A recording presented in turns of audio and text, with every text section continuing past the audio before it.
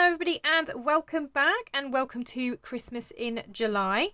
I am taking part in the collaboration run by Teri from Sweet Pea Papers.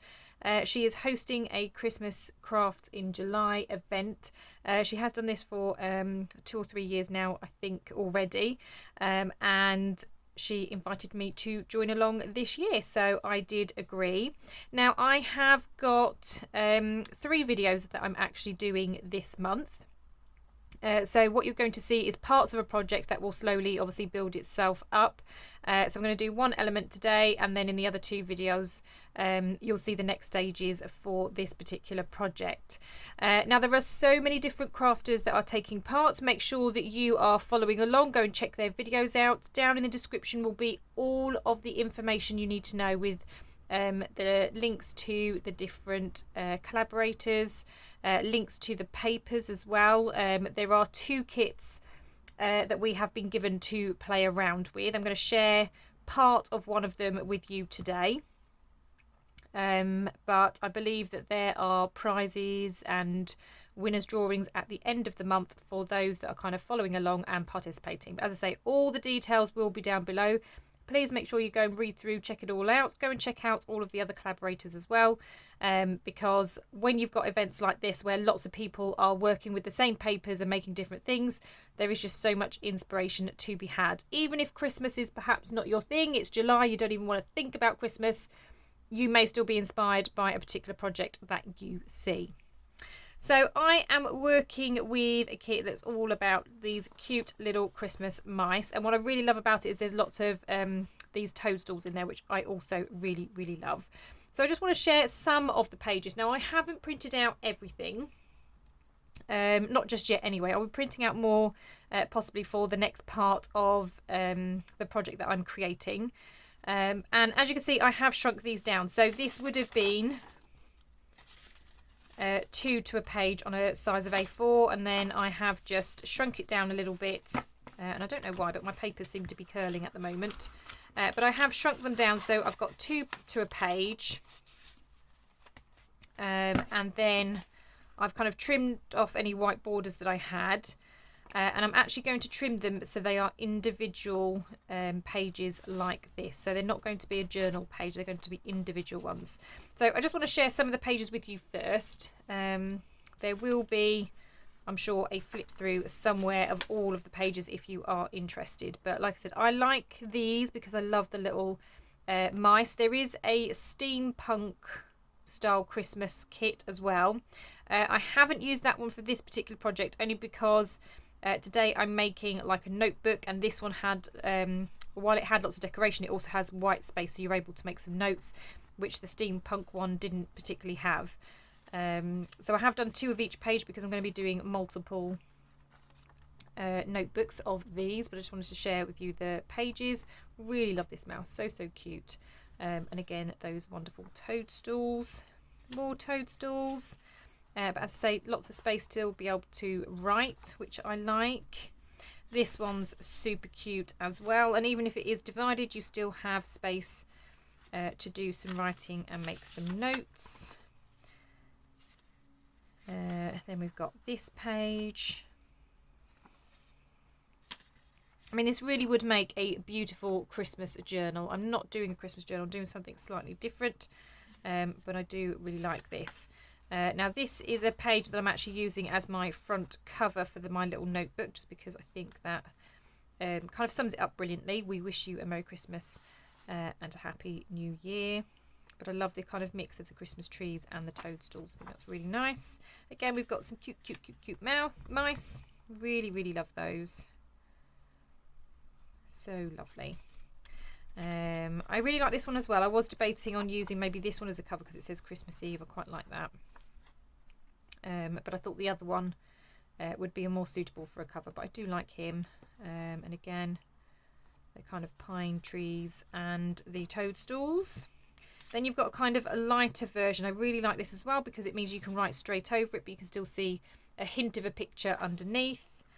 And coming to the end, we've got these pages as well. Again, there is a pattern in the background, but it's faint enough that you can still write over it. Quite like this one as well. I like the Christmas lullaby. But again, just a really cute, gorgeous mouse. And then some larger mouse there.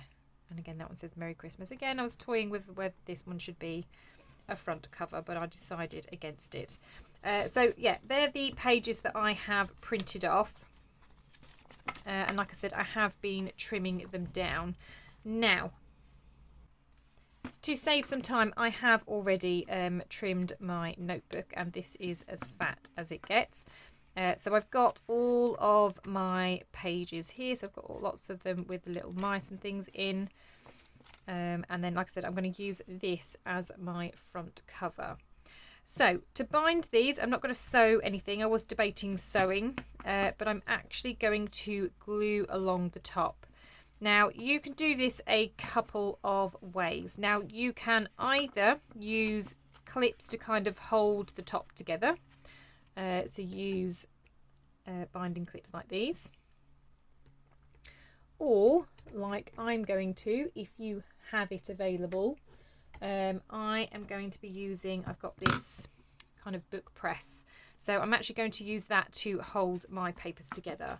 I will have a clip just on the bottom. So if you notice, the first thing that I did was just to kind of tap, because I want to make sure that all of the papers, because they're not quite, obviously where I was trimming them down individually, they don't quite line up yet. I will do all the final trimming at the end, but I'm just making sure that they are level on the sides and, more importantly, along this top bit.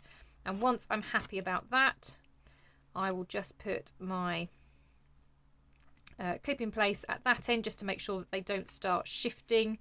And then I'm going to bring this in. Now, it does have little screws. This is quite a long one. I do need to just unscrew it slightly so I can slot in my notebook. And I'm just going to slot it in just so it comes out the other side. And then once I'm happy that it's out enough, obviously I don't want it out too much, I'm then just going to tighten up the screws at each end.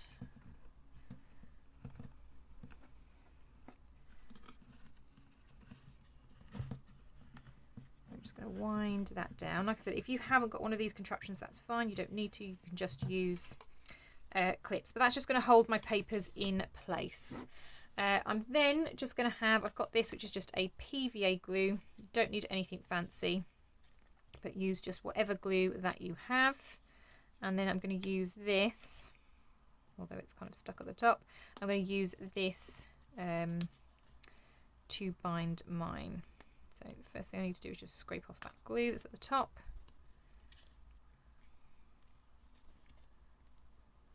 I'm just going to wind it up and just pierce that top bit where the glue's dried. There we go. Right, and then all you're going to do is just squirt along the top. Now, you want to be fairly generous, and then you can either use a brush or your finger, but I just kind of pull the glue along. You might want to come back up to the top end again, just pull it along, make sure that it's kind of spreading out across all of those pages. Like I said, you can use a brush, I just prefer to use my finger. And as you can see, I've got a nice thick bit of glue there. I'm just going to do this end to make sure it's thick there, but it's nice and thick. It goes all the way to the edges. Like I said, you can reapply with your finger if you wish, but it has to go all the way to the edges. And then you need to just simply let this dry. Now, what I normally do is I let it dry until it's tacky. So it's not necessarily completely dry, but just till it's tacky. And then I will put a second layer on. But yeah, you really want to let this dry. So I'm going to pop this to the side.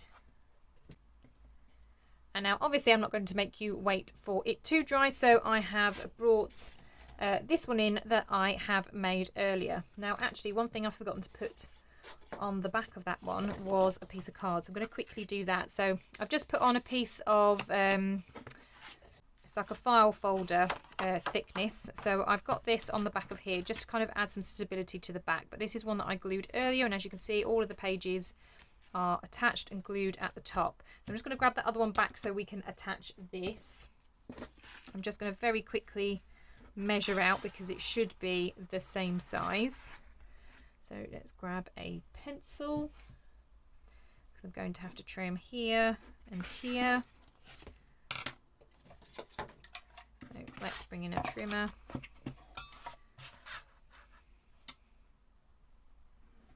Oh, actually, I'm just going to trim off just a smidge on that bottom. And then that means I'm going to come up just a smidge where that line is. Okay, so that's roughly the size that we needed. So as I say, I'm going to bring this back in. Let's just move all that rubbish out of the way. I'm going to have to undo this. But see, even people that plan these things out still get things wrong. Still forget a process. There's me thinking I was super organised, had everything ready, and then I forgot one of the important parts. Right, okay, so going to pop this on the back. Now I'm going to have it so that the printed side is on the outside. Obviously I still have a lot of glue on here, that's fine. I'm just going to try and line this up at the top. I'm not too fussed about the bottom, just want to line it up with the top. And as I said, I can do all the straightening out afterwards. And then I'm just going to repeat that same process. I'm going to very quickly slot that back in there.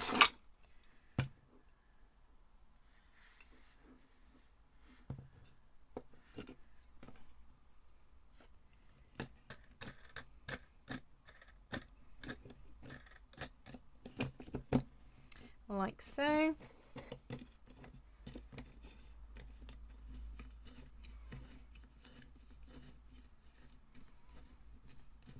And the reason I'm putting that piece of card on the back, it just gives it a bit more stability and it makes it easier when I am including this into the project that I'm doing. So I am just going to pop some more glue along there because obviously I want it to stick to the cardboard at the back as well. So it doesn't have to be lots of glue, but just so I can run it along that edge where the card is as well.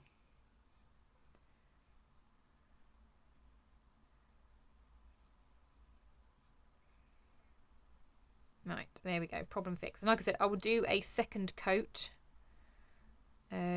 once this has gone a bit tacky. Right, so here is the one that I did do earlier. So this one has had the glue dry.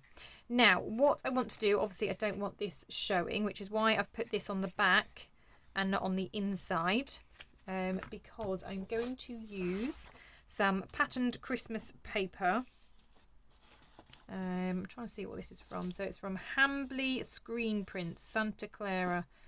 I've not heard of them. I think I actually got this from a Happy Mail. I've not heard of them, but I was thinking I might use some of this. So I'm going to just work out how much that I need. So it needs to be, how do I want it that side? I'm going to do it this side. So I'm going to pop this on here. And I need it cut about there to about here. Right, so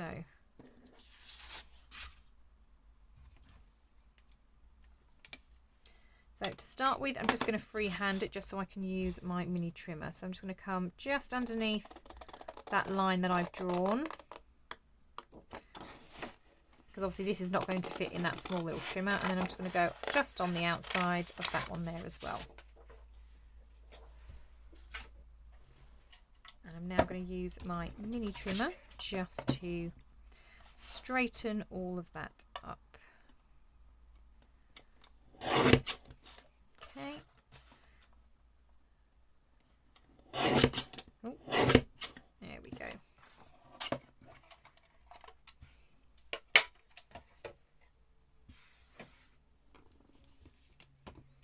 Okay, so now all I'm going to do, so first of all I'm just going to put that over there. Now I want this to fold over and come over the front. Now obviously it is cutting off my lettering, so I am going to have to trim it a little bit, but I just want to make sure that obviously it is sitting straight on the back here. This is how it's folding over. It is going to need a tinsy trim, so let's get the trimmer and just give that a teeny trim off of that top edge. Doesn't have to be a lot, but we want to be able to see that writing.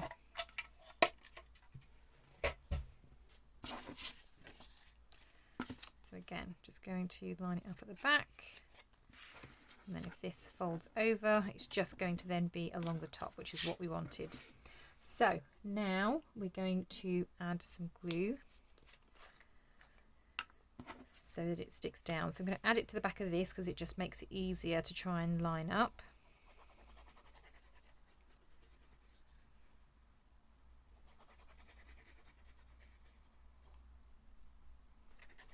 Okay, and then I'm just going to line this up on the back.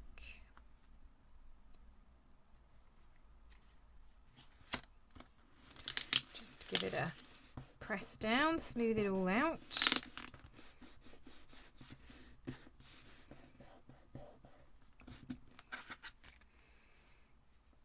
Okay, and then this, just making sure, folds over nicely. So now that I know that it does, again, I'm just going to add some glue in here. And I'm going to push it over like so. Making sure that it's sticking everywhere. Okay, so I'm just pushing along the top and pushing along the front. Okay.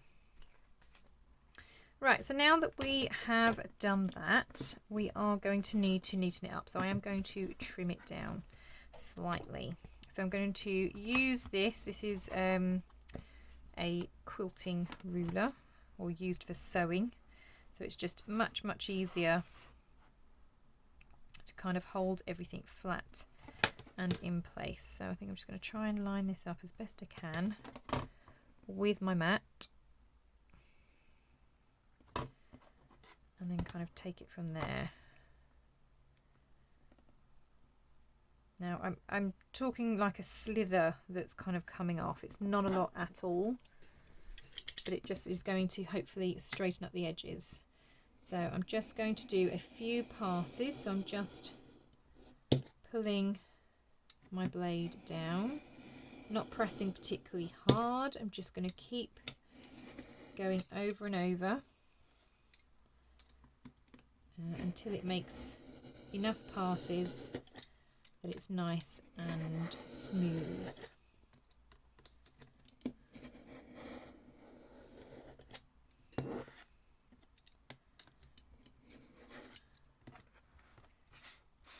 Okay, so that's one side done, and if you feel that it's still not quite smooth, you can use a file,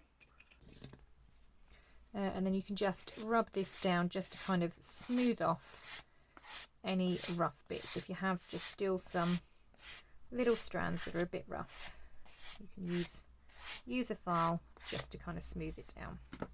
Okay, so that's one side. So we're going to repeat that process in the other portions as well. So again, just going to line this up.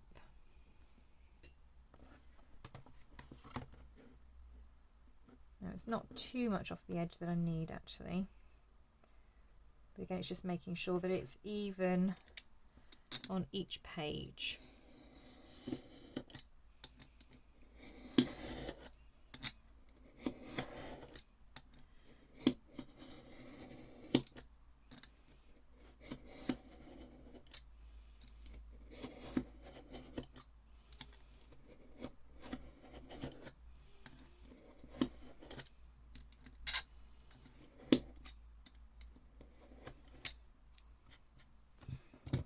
so that's the bottom. Again, I'm going to do the same thing. I'm just going to give it a little bit of a file just to make sure that there's no more rough edges on there. And then I'm going to do the final part, which is this edge. Now I have got some trimming to do on here because I can see that especially that back cover is a little bit out. Not so much the pages aren't too bad, it's just that back cover.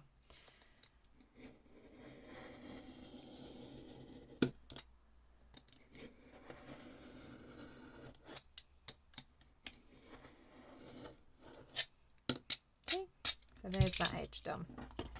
And again, just to kind of smooth it off.